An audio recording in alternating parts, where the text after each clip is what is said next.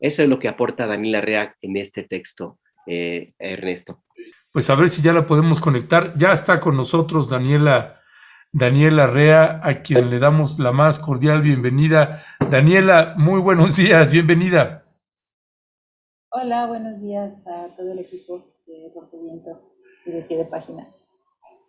Gracias, mi querida Daniela Rea. Pues Daniela, pues estás abordando un tema que creo que nos compete a muchísimos y que tiene que ver pues con estos personajes que ahora están en el Palacio de Gobierno en Monterrey, en el estado de Nuevo León. Samuel García y Mariana Rodríguez, como bien dicta la nota, representan la aspiración a ser una élite.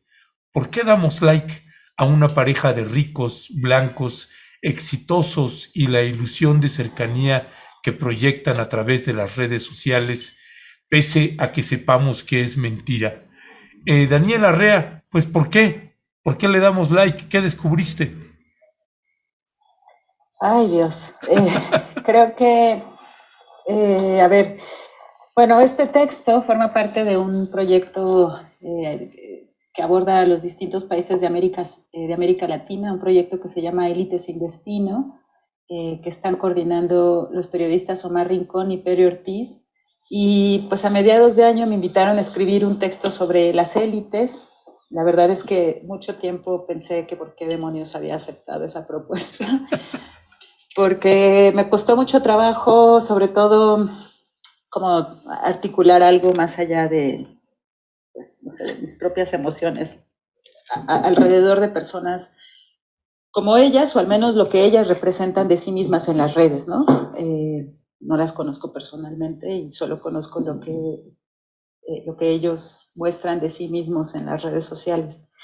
Y pues este texto, que forma parte de esa serie que se presenta hoy y que va a estar publicando 2 textos de América Latina a lo largo de las 2 textos cada semana a lo largo de los siguientes meses, lo que trata de abordar es por qué queremos, o sea, lo que hay detrás de cada like que les damos a imágenes o a personas como ellos, ¿no? Como lo que ellos representan en las redes.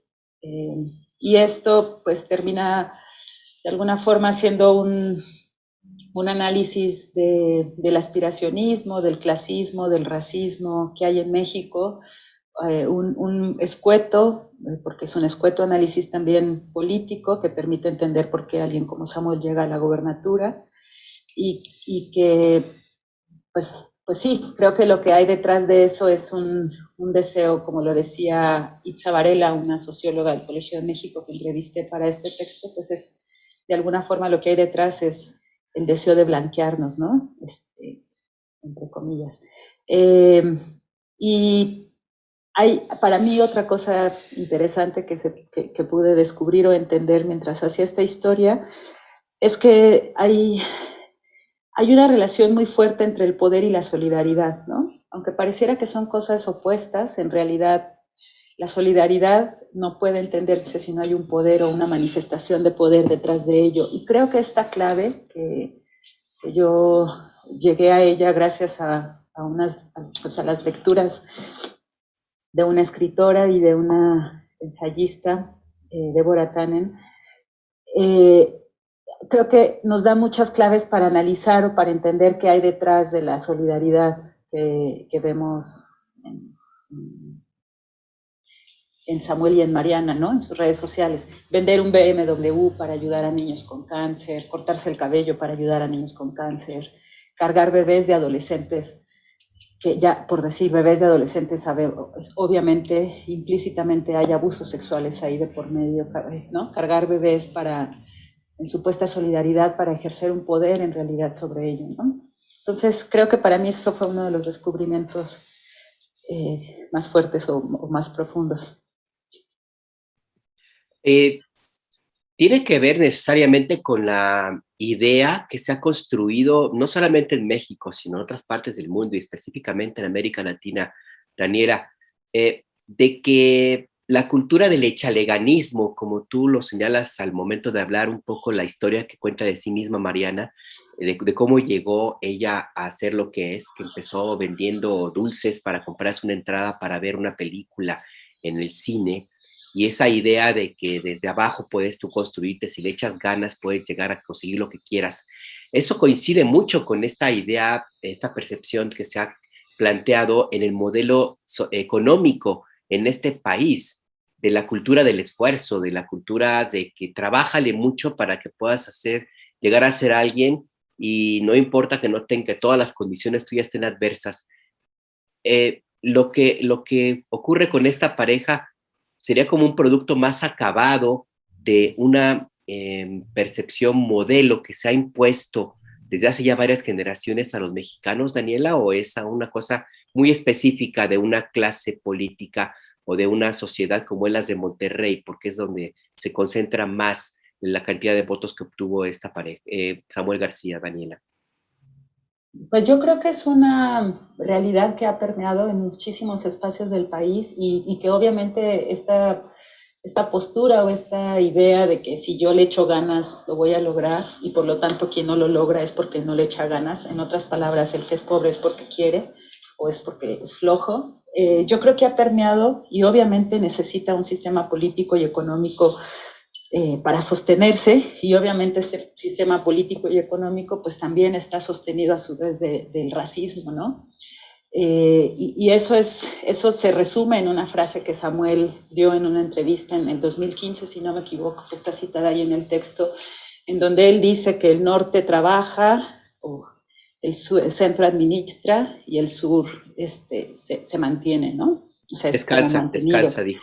Y pues es una visión no solamente reduccionista, sino falsa, al mismo tiempo súper racista de lo que implica la pobreza, ¿no? Y como pude entenderlo gracias a las lecturas de la socióloga y una conversación con la socióloga Alice Crosser y con lecturas del trabajo de otro sociólogo, Hugo Cerón, que llevan ya bastantes años estudiando el clasismo y el racismo desde las élites, ¿no? Que creo que eso es importante, aclarar que su perspectiva ha sido estudiar y trabajar desde las élites o mirando desde ahí. Es que comprobamos que una frase como las que dice Samuel, como esa del norte y el sur, pues en realidad tienen de fondo un sentimiento muy racista y que no solo no reconoce las trampas del sistema económico y político para que esto se perpetúe, sino que quiere hacer sentir culpables a las personas por ello, ¿no? Entonces, si yo no puedo es porque yo no le eché las suficientemente ganas, ¿no? Porque ya Mariana nos dijo que ella pudo y que ella quiso y ella pudo, ¿no? Entonces hay unas trampas ahí bien interesantes alrededor de quien quiere puede, alrededor del echaleganismo, ¿no? Alrededor de el que es pobre es porque quiere. Y bueno, creo que uno de los retos de hacer este trabajo, y que era algo que tenía muy claro Pere Ortín desde que nos invitó, era como reportear desde el otro lado, ¿no? Como que en América Latina, o al menos en México, escribimos mucho sobre la pobreza, pero no hemos escrito todavía lo suficiente desde el otro lado. Y en ese sentido, para mí fue muy interesante. ¿Cuál es el otro lado, Daniela? Pues desde las élites, ¿no? Uh-huh. Desde quienes de alguna forma sostienen estos niveles de desigualdad, ¿no? Con sus decisiones, con sus acciones. Y fue muy interesante para mí hacer lectura y entender un poquito sobre como le decían ellos mismos, ¿no? Tanto cómo se hace la sociología de las élites, ¿no? O la etnografía de las élites, perdón. Algo que planteaban tanto Alice Crosser como Hugo Cerón. Y esa parte para mí fue muy interesante entenderla, acercarme pues a ella. Ya. Y difícil también. Me puedo imaginar. Oye, Daniela, no sé si en esta parte también, finalmente, si tuviéramos que resumir o reducir, concentrar en una definición o en una frase lo que esconde esta parte de las élites y del echaleganismo y todo lo que tú puedes ser como nosotros, etcétera, etcétera, pues finalmente lo que esconde es una baja autoestima. Una baja autoestima que implica que pues queremos ser lo que no somos y queremos ser como el otro o como la otra o tener lo que la otra o lo que el otro, o incluyendo la fama, el poder, el prestigio, el dinero, todo. ¿No consideras que finalmente lo que encierra esto es en una gran medida una baja autoestima? Híjole, no lo sé, no soy psicoterapeuta y tampoco me atrevería a hacer un psicoanálisis o un... apenas puedo entender mis sentimientos, pero no lo sé, Ernesto, o sea, no podría responder esa pregunta, pero sí creo que no es inocente lo que hacen, pues, ¿no? Y creo que hay que poner muchísima atención en este cruce que me pareció fundamental entre desde la forma en la que ellos fomentan esta cosa del echaleganismo, porque me parece que hay un riesgo ahí tremendo de seguir perpetuando la desigualdad y el clasismo y el racismo. Entonces creo que es bien importante mirarlos con o sea, como con esa crítica, y creo que también es bien importante entender que no hay o sea, que es muy difícil que exista la solidaridad sin un ejercicio del poder, ¿no? Y yo con esas dos cosas me quedaría, de alguna forma,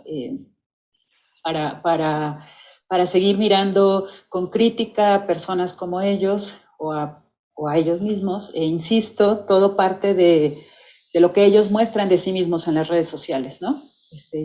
Yo no los conozco personalmente, pero como dice Silvia Aguilar Selení, una escritora y académica de la Universidad en Texas, siempre nos estamos contando a nosotros mismos, ¿no? Cuando nos contamos, cuando nos mostramos, estamos inventando historias de nosotros mismos, ¿no? Nos estamos ficcionando porque tenemos alguna intención. Y eso es lo que ellos hacen con cada post en sus redes sociales, ¿no? Están creando una versión de sí mismos que quieren que nosotros veamos. Y hay que verlos entonces de manera crítica. Sí, yo creo que con esto, no sé si pudieras agregar algo más, Daniela, porque en el chat son varios personas que nos han preguntado, pero ¿por qué tenemos que seguir hablando de ellos? ¿Por qué abordar este tema? ¿Por qué escribir sobre personajes como Samuel García? En una idea de dejar de verlos, de no darles importancia, como de no gastar tiempo en personas como Samuel García y Mariana. Pero, ¿qué les dirías tú? Yo pensé lo mismo, y eso está escrito en el texto. Yo pensé lo mismo que esos comentarios del chat, y pasé muchas tardes dando scroll en sus redes sociales, maldiciéndome a mí misma por haber elegido y aceptado hacer este texto, y por haberme sometido a tal ejercicio de scrollearles las redes sociales. Pero creo que es interesante, o a la distancia, después de haberlo hecho y haberlo padecido, creo que la invitación aquí no es a que lo sigamos, obviamente, en las redes sociales, ni a que respondamos a sus, no sé, tweets y muros y stories en Instagram, sino a que estemos pendientes y miremos con crítica este tipo de ejercicios, porque no son inocentes, pues, no son ingenuos. Detrás de ellos hay un riesgo tremendo de seguir perpetuando el clasismo, el racismo, y eso me parece que es lo preocupante, y es ahí en donde creo que no es que hay que seguir hablando de Mariana y de Samuel, sino que hay que aprender a mirar con crítica y esta falsa generosidad, pues, ¿no? Como lo decía Freire cuando hablaba de los opresores, esta falsa solidaridad, o esta solidaridad que tiene detrás de sí un ejercicio muy potente de poder. Pero bueno, para nada es mi intención decirles que se torturen como yo pasé unas horas ahí, varios días, varias tardes.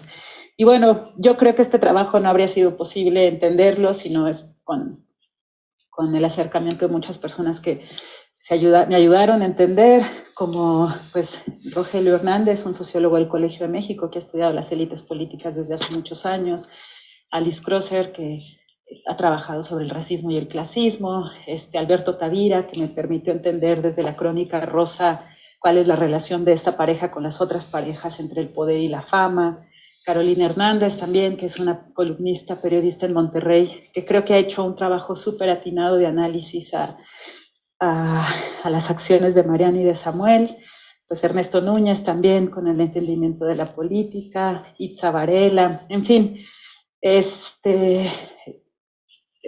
nada, fue difícil, pero creo que es importante no perder de vista una mirada crítica hacia esto, sobre todo si, como muchos lo han augurado, es lo que nos espera para la contienda electoral de la presidencia.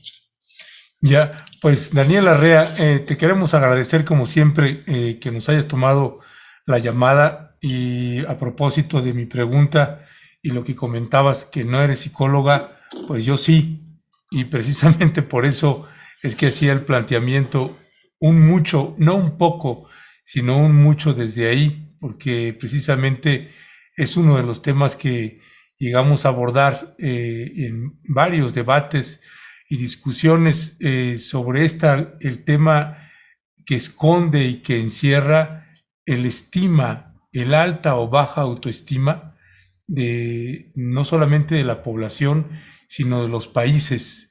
Y por eso es que abordaba también desde ese lado, que me parece que ahí es otra vena a explorar que me parece importante. Y pues la audiencia te agradece, celebra mucho este tipo de trabajo, que más allá de que pues digan, pues ¿por qué se le dedica tiempo a esto? Pues bueno, además, este hombre pues gobierna toda una entidad, ¿no? Y ahí hay muchas cosas que están sucediendo, cómo no abordarlo también para tratar de entendernos e invitar a la reflexión. Hace un rato que se habló de la entrevista que hizo José Ignacio de Alba al presidente Felipe Calderón, expresidente Felipe Calderón, pues la gente decía, ¿por qué hablan de él y por qué le dan espacio y por qué hablar de esos temas? Pues porque nos competen, tienen que ver con nuestra realidad actual, actual y presente de lo que sucede en nuestro país. Así que, Daniel Larrea, pues te mandamos un fuerte abrazo y otra vez nuestro agradecimiento por este brillante trabajo, aunque no te haya gustado mucho, pensamos que valió muchísimo la pena. Gracias. Gracias a ustedes por el tiempo, como siempre, y la invitación, Alberto y Ernesto, y a todo el auditorio de Rompeviento. Gracias a ti. Yo te agradezco que te hayas decidido seguir en el scroll y te hayas, híjole, tragado no sé cuántos sapos o no sé qué para poder seguir aguantando y viendo todo lo que publicas. Mira, una cosa que yo le decía al Pere era, ya, por favor, Pere, tenemos que publicar esto porque no puedo seguir actualizando cada burrada que siguen haciendo. Entonces, no, bueno, sí. Les mando un abrazote muy grande. Sale, abrazo, chao, gracias. Cuídate, chao. Hasta luego, bye. Sí.